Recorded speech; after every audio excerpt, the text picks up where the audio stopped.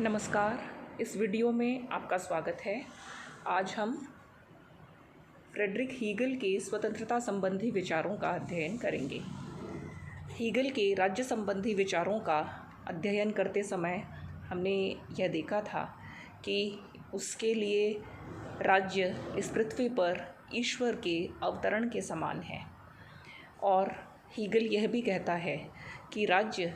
इस पृथ्वी पर ईश्वर की महायात्रा का अंतिम पड़ाव है। जिस राज्य के लिए हीगल इतना महिमा मंडन करता है, उस राज्य के बारे में और उसके व्यक्ति के साथ यदि संबंधों पर विचार करें तो स्वतंत्रता का जो प्रश्न है वो बहुत ही महत्वपूर्ण हो जाता है। वास्तव में राज्य और व्यक्ति के आपसी संबंधों की दृष्टिकोण से स्वतंत्रता एक बहुत ही महत्वपूर्ण प्रश्न है। इस प्रश्न पर हीगल किस प्रकार से विचार करता है, यह जानने के लिए हमें एक बार फिर से राज्य के बारे में और विश्वात्मा के बारे में स्वतंत्रता की उसकी क्या अवधारणा है उसका अवलोकन करना पड़ेगा। हीगल का यह मानना है कि जो विश्वात्मा है उसका जो सार है वो स्वतंत्रता है। हमने पिछले वीडियो में ये देखा था कि विश्वात्मा का जो मूलभूत तत्व है वो परिवर्तन है और गतिशीलता है, और वह स्वयं अपने आप को अभिव्यक्त करना चाहता है। इस शाश्वत परिवर्तन के चक्र में वह अपने आप का जब सर्वोत्तम आत्म अभिव्यक्ति करता है तो मनुष्य के रूप में वह अभिव्यक्त होता है। इस मनुष्य के रूप में अभिव्यक्ति के पश्चात जो विश्वात्मा है वह स्वतंत्रता की प्राप्ति के लिए अधिकाधिक अग्रसर होता है। स्वतंत्रता उस परम आत्मा का सार तत्व है, ऐसा हीगल का मानना है, और यह परमात्मा अपनी संपूर्ण स्वतंत्रता की प्राप्ति के लिए या संपूर्ण स्वतंत्रता की अभिव्यक्ति के लिए निरंतर अपना विस्तार करता है, और तब तक अपना विस्तार करता रहता है जब तक कि इसको स्वतंत्रता की सर्वोत्तम अभिव्यक्ति न मिल जाए। और हीगल का ये कहना है कि ईश्वर की स्वतंत्रता की सर्वोत्तम अभिव्यक्ति राज्य के रूप में होती है, अर्थात राज्य ही वह कहना चाहिए कि राज्य ही वह संस्था है जिसमें कि ये जो राज्य जिसमें विश्वात्मा है वह अपने आप को पूर्णतः स्वतंत्र रूप में प्रकट कर देता है। अब विश्वात्मा की स्वतंत्रता के संदर्भ में जब वह ऐतिहासिक दृष्टिकोण के संदर्भ में बात करता है तो हीगल उदाहरण के तौर पर यह बताता है कि पूर्व के लोग यह नहीं जानते थे कि मनुष्य या मनुष्य की आत्मा स्वतंत्र है। यहाँ पर हमें इस बात को ध्यान में रखना चाहिए, यद्यपि हम हीगल पढ़ रहे हैं लेकिन हीगल के जब इस विचार का अध्ययन करते हैं कि पूर्व के लोग अर्थात भारत इत्यादि देशों के लोग यह नहीं जानते थे कि आत्मा स्वतंत्र है, यहाँ हमें यह अध्ययन करना चाहिए या इस बात का ध्यान रखना चाहिए कि हीगल का यह कहना कितना अधिक अपूर्ण विचार है, क्योंकि मनुष्य की आत्मा का पहला जो उद्घोष है वह तो भारत में ही हुआ है, और भारत में वेद और भारत में जैन और बौद्ध दर्शन जो हैं वो प्रारंभ से ही यह मानते हैं कि मनुष्य की आत्मा का जो सर्वोत्तम लक्ष्य है वह मुक्ति है, समस्त प्रकार के बंधनों का अभाव है, स्वतंत्रता है। इसलिए हीगल की उस अपूर्णता की चर्चा हम यहाँ बस इस संदर्भ में करते हुए हम आगे इस बात को जानने का प्रयास करेंगे कि हीगल जब यह कहता है कि पूर्व के लोग यह नहीं जानते थे कि मनुष्य और उसकी आत्मा स्वतंत्र होती है, किंतु यूनान और उसके पश्चात रोम के लोग ऐसा मानते थे कि केवल कुछ ही मनुष्य स्वतंत्र हैं, अर्थात स्वतंत्रता का जो विकास है वह पूर्व के लोगों में बिल्कुल भी नहीं हुआ था, और रोम और यूनान के लोगों में उसका विकास थोड़ा आगे हुआ, उन राज्यों में उसका विकास थोड़ा बढ़ कर के हुआ, और धीरे धीरे स्वतंत्रता की अभिव्यक्ति जो है वो जर्मन राष्ट्रों में सर्वोत्तम रूप में होती है। हीगल क्योंकि जर्मनी का था और जर्मनी की जो तत्कालीन दुर्दशा थी उसको देख करके उसको दुख होता था और संभवतः उसके संपूर्ण दर्शन के निर्माण का उद्देश्य भी जर्मनी की सर्वोच्च शक्ति को प्राप्त करना था, जर्मनी के उस सर्वोत्तम आदर्श को प्राप्त करना था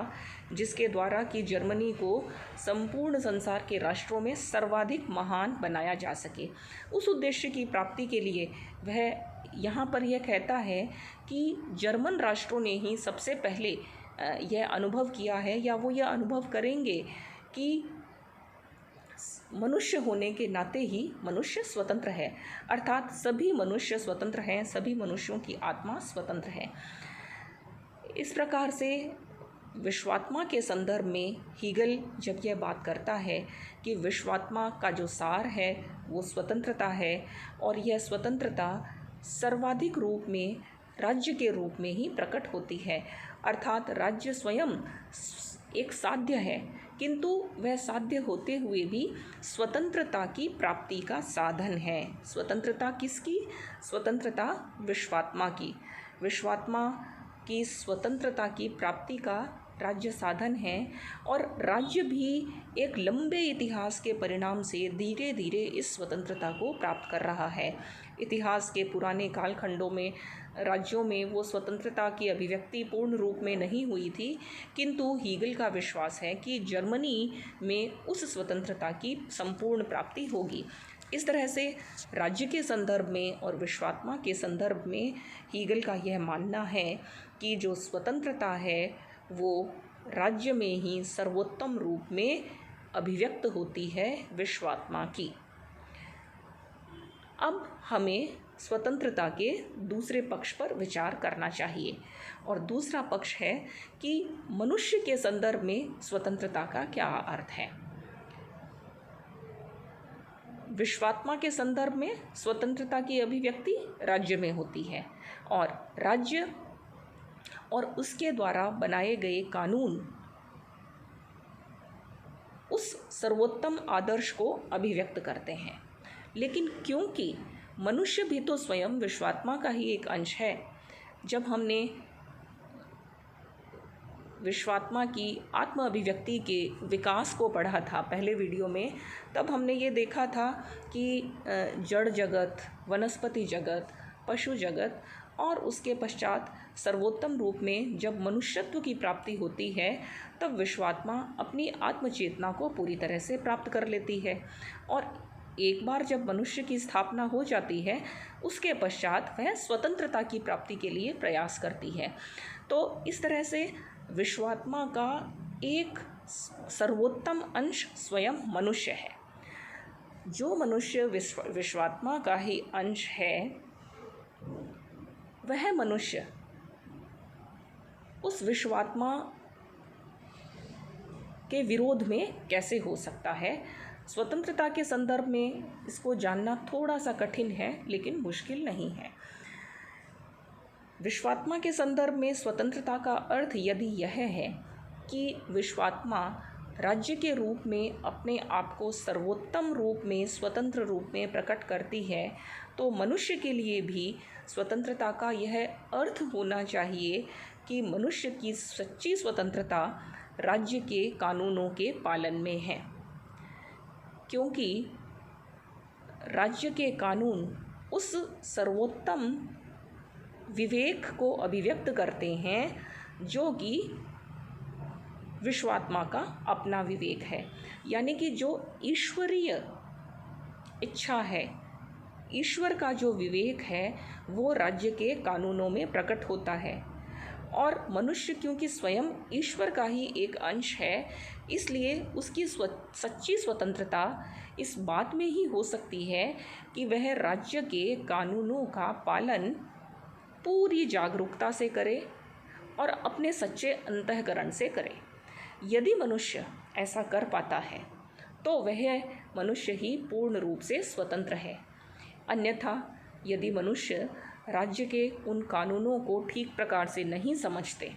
या राज्य के कानूनों के पालन में अपनी स्वतंत्रता का हनन देखते हैं, अपनी क्षुद्र इच्छाओं की पूर्ति के लिए वे कानूनों के पालन से यदि इनकार करते हैं, तो इसका अर्थ यह है कि मनुष्य स्वयं अपनी उस सर्वोच्च स्वतंत्रता को प्राप्त नहीं कर पाया है। वह क्षुद्र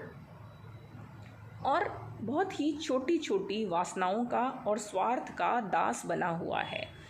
मनुष्य इस प्रकार की आसक्ति में यदि फंसा रहेगा तो उसे उस स्वतंत्रता की अनुभूति नहीं होगी जो राज्य के कानूनों का पालन करने में हो सकती है। इस प्रकार से जो स्वतंत्रता है, उस स्वतंत्रता का जो एक जोड़ने वाला बिंदु है वो राज्य के कानून है। राज्य के कानूनों में विश्वात्मा की सच्ची स्वतंत्रता अभिव्यक्त हो रही है और मनुष्य को भी यदि अपनी सच्ची स्वतंत्रता को प्राप्त करना है तो उसे राज्य के कानूनों का पालन करना चाहिए। हीगल का यह जो विश्लेषण है स्वतंत्रता के संदर्भ में, इसके बारे में आलोचक ये कहते हैं कि हीगल वास्तव में मनुष्य को राज्य का दास बना देता है, राज्य को सारे अधिकार दे देता है और मनुष्य की स्वतंत्रता को पूरी तरह से समाप्त कर देता है, क्योंकि कानूनों का पालन यदि वह करेगा तो राज्य के चाहे जैसे भी कानून हो। हीगल यहाँ तक कहता है कि आदर्श के राज्य के कानून तो सर्वोत्तम ही होंगे, लेकिन जो व्यावहारिक राज्य हैं उनमें भी मनुष्य की छोटी छोटी क्षुद्र वासनाएं या क्षुद्र जो स्वार्थ हैं उनको निकाल कर के ही सर्वजन हिताय, पूरे देश के लोगों के कल्याण के लिए कानून बनाए जाते हैं। तो उन कानूनों का पालन करना प्रत्येक व्यक्ति के लिए आवश्यक है। तो इस तरह से स्वतंत्रता की प्राप्ति का केवल एक ही मार्ग है व्यक्ति के लिए कि वह अपनी क्षुद्र वासनाओं को, छोटे छोटे निहित स्वार्थों का त्याग करके राज्य के सामने अपना संपूर्ण समर्पण कर दे। जैसा कि एक आलोचक वेपर ने ये कहा है कि मनुष्य यदि पूरी तरह से यदि अपना समर्पण कर देता है तो उसे यह कैसे पता लगेगा कि उसकी वास्तविक इच्छा क्या है। वास्तव में व्यक्ति की वास्तविक इच्छा को जानने का जो साधन है, हीगल का ये कहना है कि वह भी कानूनों का पालन करना ही है। मनुष्य यदि इस विश्वास के साथ राज्य के कानूनों का पालन करेगा कि उनके कानूनों के पालन में ही उसे विश्वात्मा के सर्वोच्च उसका जो ध्येय है उसकी प्राप्ति हो पाएगी। इसलिए हीगल ये कहता है कि राज्य वास्तविकता का वह रूप है जिसमें कि व्यक्ति अपनी सच्ची स्वतंत्रता प्राप्त करता है, उसका उपभोग करता है, लेकिन बशर्ते